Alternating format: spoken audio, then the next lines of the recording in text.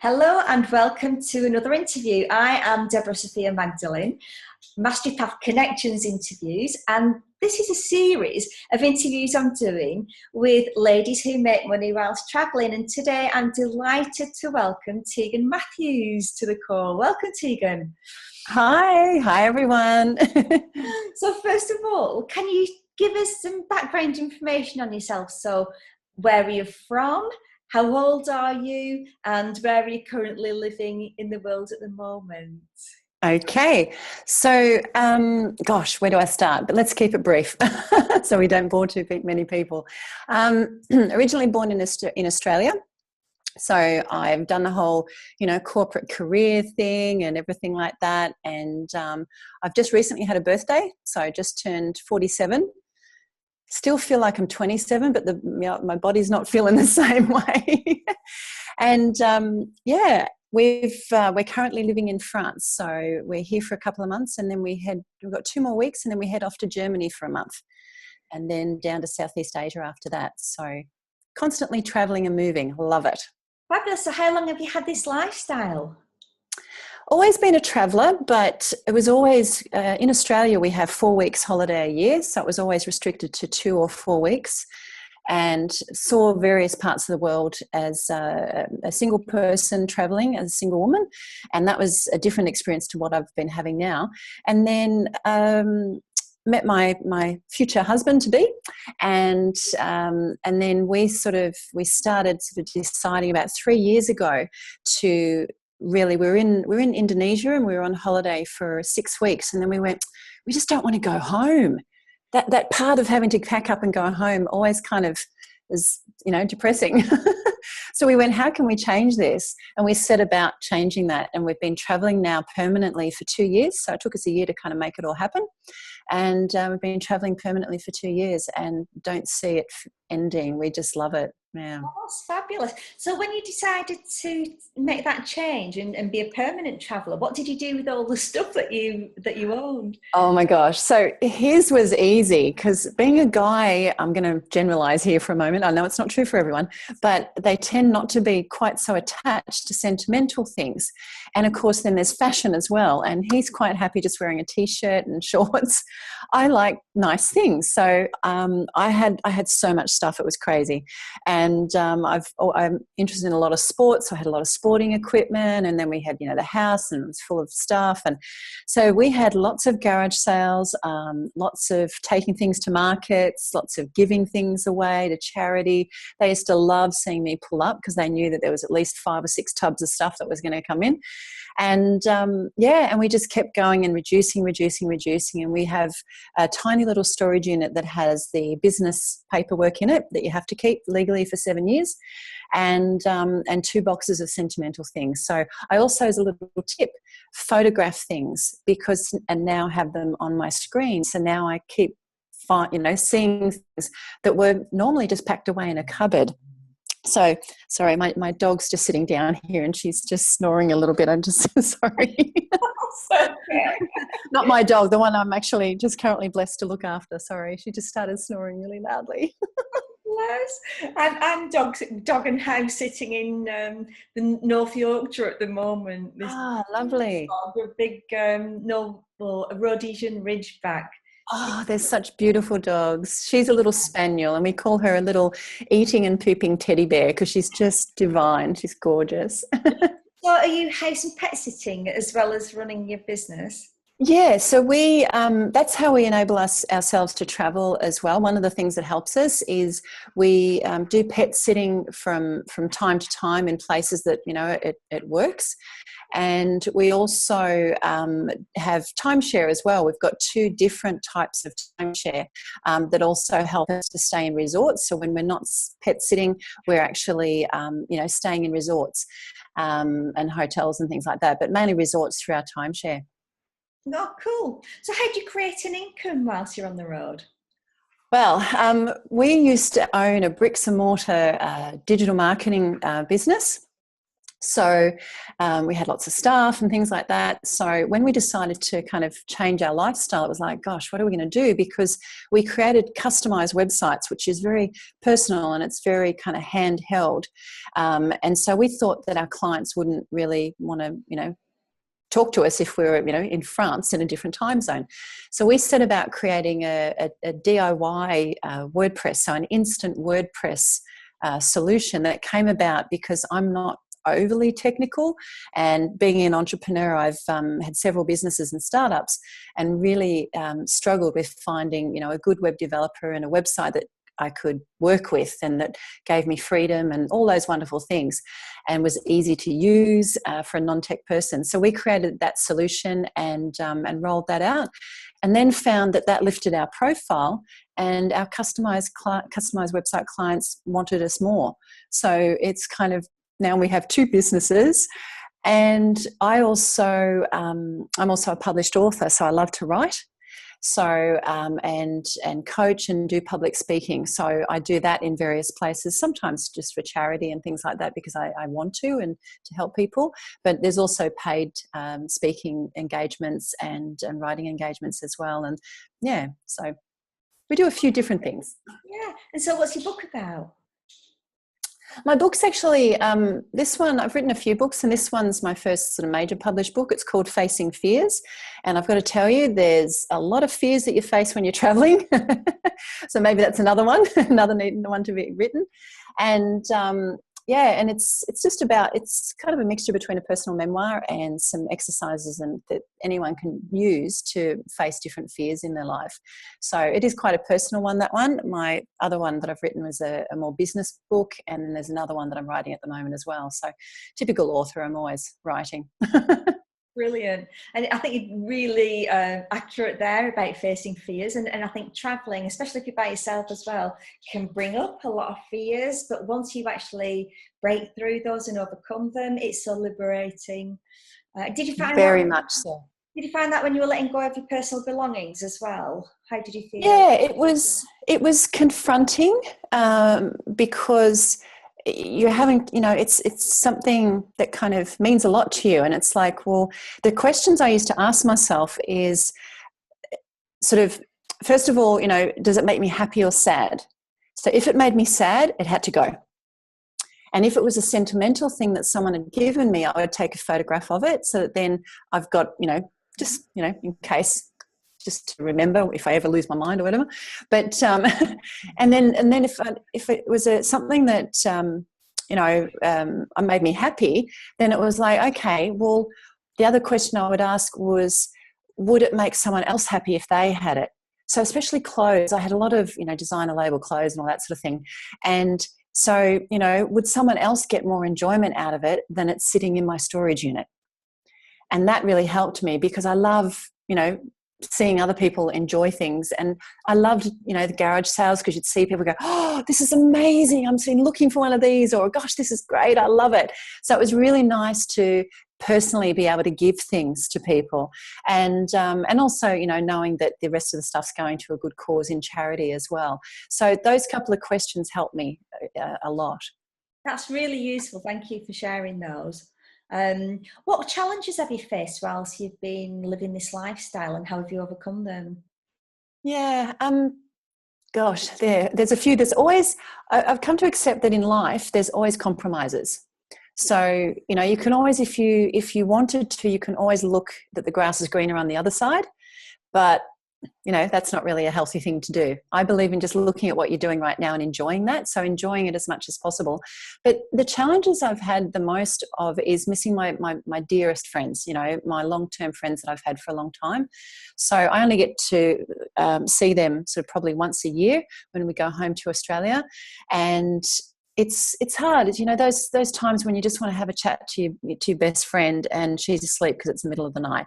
So we have lots of wine drinking, and I drink a smoothie because usually the time zones are different, but I'll have a smoothie while she's having a wine, or and we have a couple of the girlfriends, if they're going over to someone's house, then they'll Skype me in and stuff like that. So those sort of ways that you can sort of still stay connected.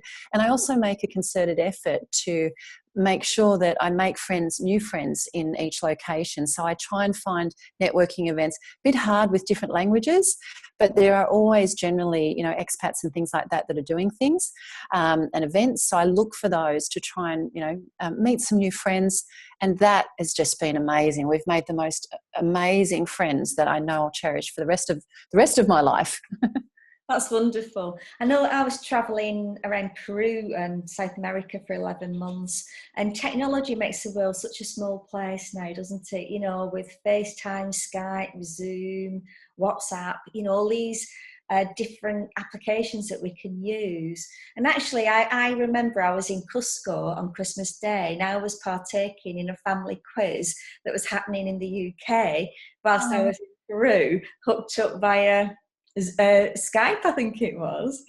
Yeah, I love technology for that reason. You know, it keeps me connected. A lot of people are like, oh, you know, Facebook kind of thing, but I love it because I get to see my friends' children grow up, and that instant like call that you can make.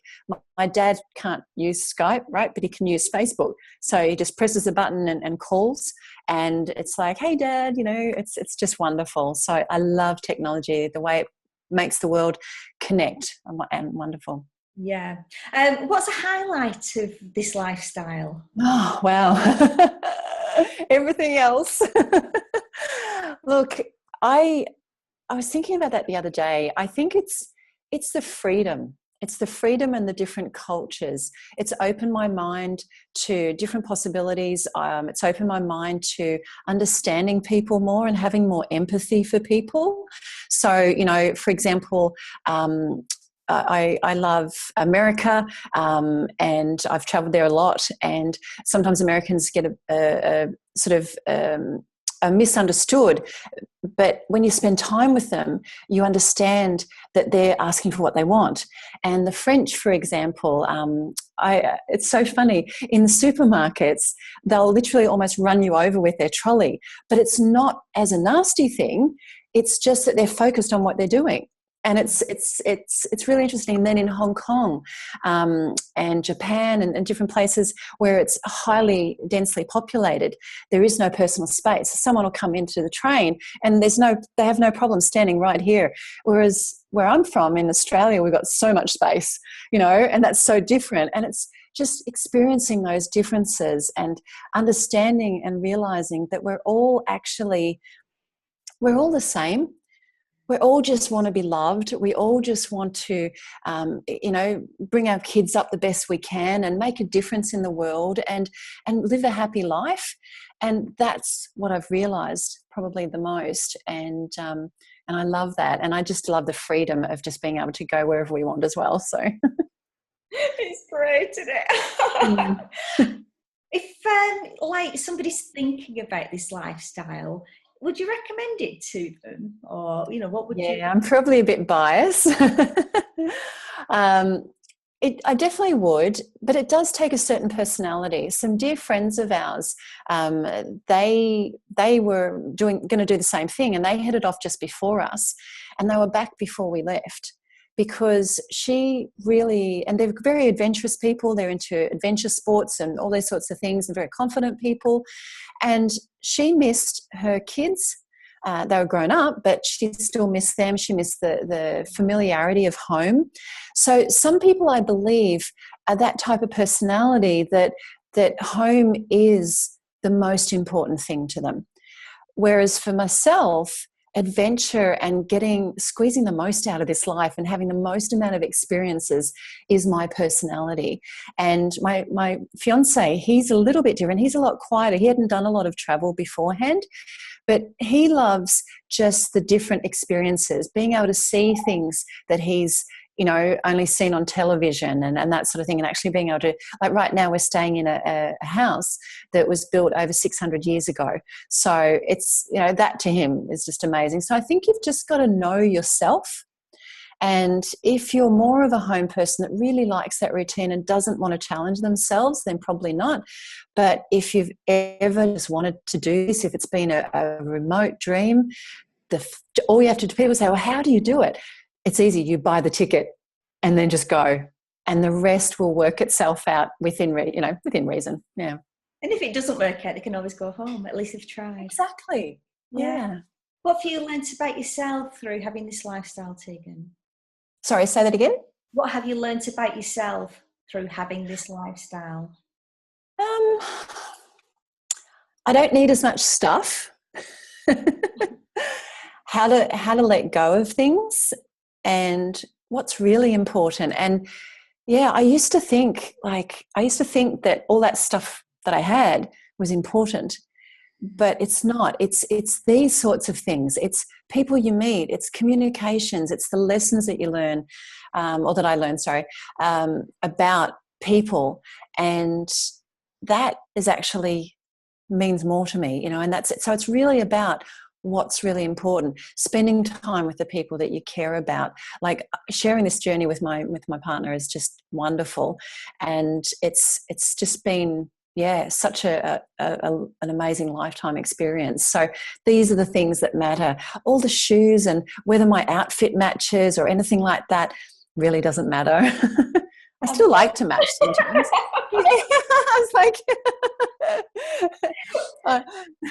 so it's nice, but it's still nice to be able to do that. It's nice to be able to dress up and look nice, and I've become very, very creative with. We actually only have one suitcase between us, so and then a carry-on each that has all our tech gear in it. So you get very careful about what you decide to buy because you're going to have to carry it around with you. Exactly. So that helps as well. Yeah. What would Tegan's top tips be for anybody who's considering this lifestyle? Plan out your packing. Like with the packing, when I first started out, we had 2 suitcases, and I thought that I wouldn't be able to get things in different countries.